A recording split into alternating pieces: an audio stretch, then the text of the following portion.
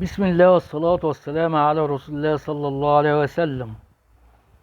ومضى قطار العمر، والقطار يمضي من محطة إلى محطة، وخلاص هانت قربنا نوصل لآخر محطات قطار الأهلي للوصول إلى بطولة الدوري العام.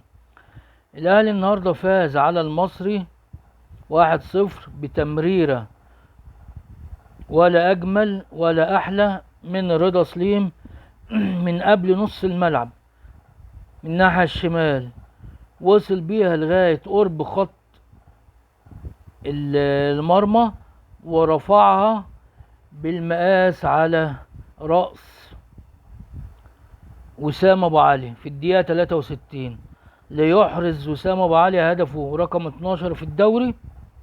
وكده الأهلي يصل للنقطة 69 ليتساوى مع بيراميدز بعد ما بيراميدز تعادل اليوم مع الزمالك 1-1، والأهلي يتصدر الدوري العام وله مؤجلات.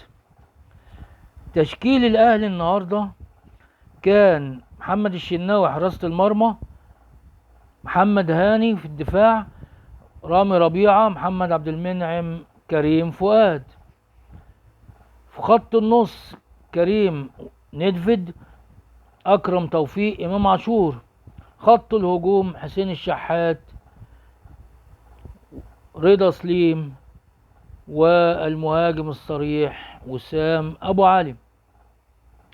الشوط الأولاني ضغط متواصل من الأهلي ودفاع متواصل من المصري، مع فرص تلوح بين الحين والآخر، وانتهى الشوط الأولاني بالتعادل السلبي بدون أهداف.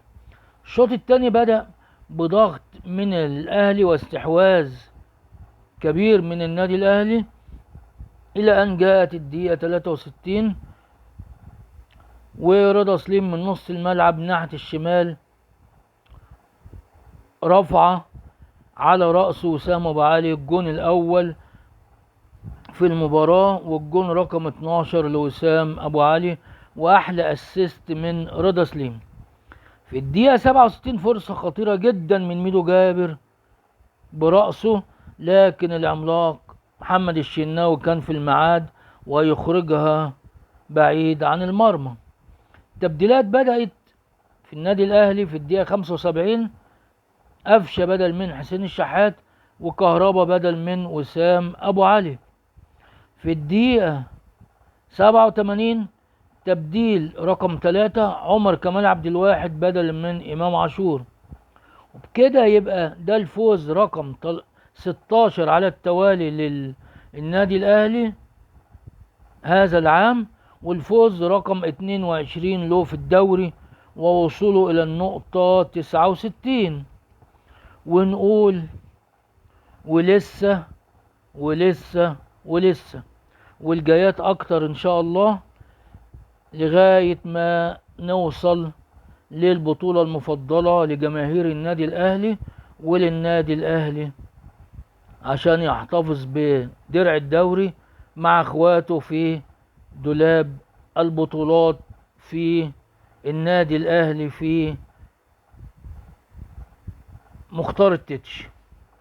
مبروك للأهلي والأهلوية، ومبروك لنا جميعا، ونلتقي إن شاء الله في مباريات قادمة عشان نواصل التهنئة. وإلى لقاء آخر، نشوفكم على خير. السلام عليكم.